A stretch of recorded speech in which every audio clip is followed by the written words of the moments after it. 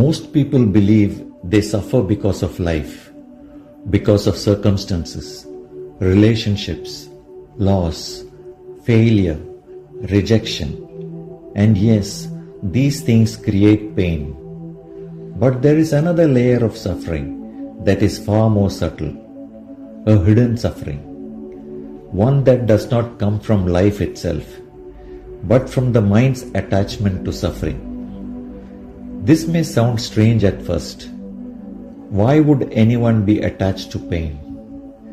Why would the mind continue repeating suffering? But if we observe carefully, we begin noticing something uncomfortable. The mind often returns to suffering, even when peace is available. It revisits old memories, old wounds, old fears, old identities, again and again, as if something within us secretly needs the suffering to continue. And perhaps one of the deepest spiritual discoveries is this: the ego survives through psychological struggle. Without conflict, the false self begins losing its grip. And this is why suffering often becomes an unconscious addiction. The mind feels uncomfortable without problems. Have you ever noticed something strange? Sometimes when life becomes quiet, the mind immediately searches for another problem. One issue ends and another appears. One fear disappears and a new anxiety arrives. The mind rarely remains at rest naturally. Why? Because the ego derives identity through psychological movement, through becoming, through struggle, through inner drama. Without problems, many people begin feeling strangely empty, because for years their identity has been built around fixing, worrying, healing, fighting, overcoming. The mind becomes addicted to movement, and silence starts feeling unfamiliar, even threatening. This is why many people unconsciously sabotage peace. Peace dissolves the psychological structure the ego depends upon. Suffering creates identity. This is one of the most important things to understand. The ego is not only attached to pleasure, it is deeply attached to identity. And suffering strengthens identity enormously. My trauma, my anxiety, my heartbreak, my story, my wounds. Gradually the suffering becomes personal. Psychological ownership develops around pain. And once identity forms around suffering, letting go begins to feel dangerous. Because now the mind unconsciously asks, if I release this suffering, who will I be? This is why some emotional patterns continue for years.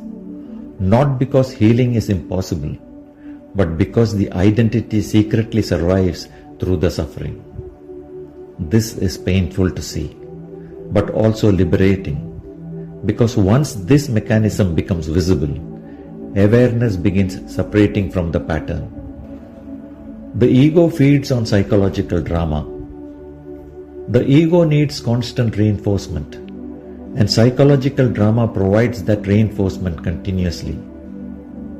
Notice how the mind loves replaying conversations, imagining future scenarios, revisiting emotional pain, creating internal arguments, comparing itself with others, judging, defending, resisting. All this mental activity strengthens the feeling of me, and the ego depends upon this constant activity. This is why stillness feels difficult, because in stillness the psychological self weakens. The mind fears silence because silence exposes the illusion of the ego, and so the mind continues generating noise. Thought after thought, fear after fear, problem after problem. Not because it loves suffering consciously, but because suffering sustains the sense of self. Why people return to the same pain? Many people repeat the same emotional cycles for years, the same relationships, the same fears, the same insecurities, the same self-destructive patterns. Why? Because familiarity creates psychological comfort. Even painful familiarity can feel safer than the unknown. The ego prefers familiar suffering over unfamiliar freedom, because freedom has no identity. Freedom has no psychological story to maintain. And this is why transformation feels frightening to the ego. Not because peace is bad, but because peace threatens the continuity of the false self. The seeker can also become addicted. Even spirituality can become part of this addiction. The mind may become addicted to healing, self-improvement, spiritual searching, endless transformation, always becoming, always fixing, always progressing, but rarely resting in simple awareness.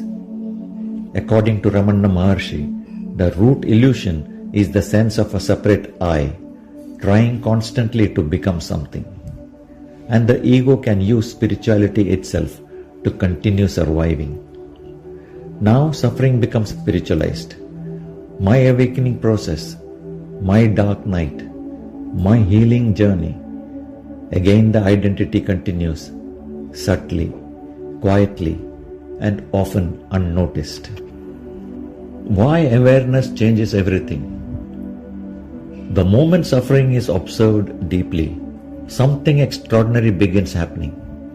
A gap appears. For the first time, awareness sees the thought, the emotional pattern, the identity, the attachment, and this seeing itself is transformative. Not suppression, not control, not forced positivity, pure observation. Because awareness does not feed the ego. Awareness simply illuminates. And what is fully illuminated begins losing unconscious power. This is why genuine self-inquiry is so powerful. Not because it gives the ego better beliefs, but because it exposes the entire structure of psychological attachment itself. The question that changes everything. Ramana Maharshi repeatedly guided seekers toward one central inquiry. Who am I? Who is suffering? Who is hurt? Who is afraid? Who needs the story?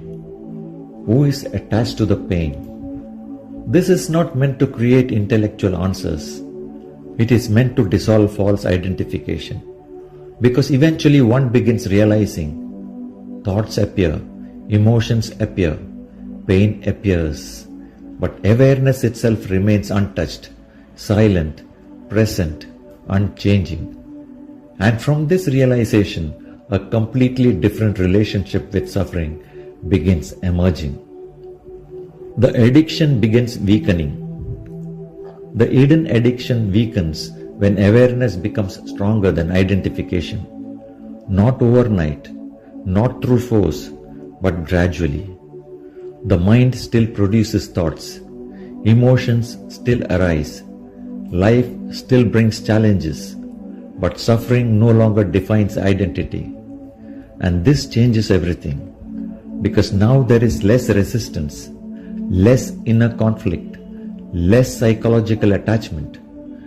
The mind slowly stops feeding on its own drama, and with that, an unexpected peace begins appearing. Not manufactured peace, not spiritual performance, a natural peace. The peace that was hidden beneath mental noise all along. Perhaps the greatest suffering is not pain itself, but the unconscious attachment to psychological identity. The mind clings to suffering because suffering strengthens the sense of self.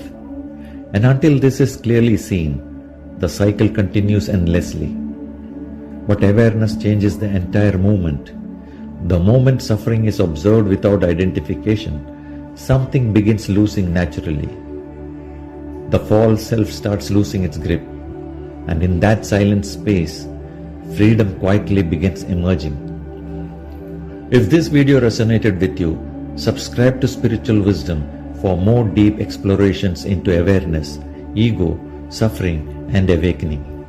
And share below, have you ever noticed the mind returning to suffering, even when peace was possible?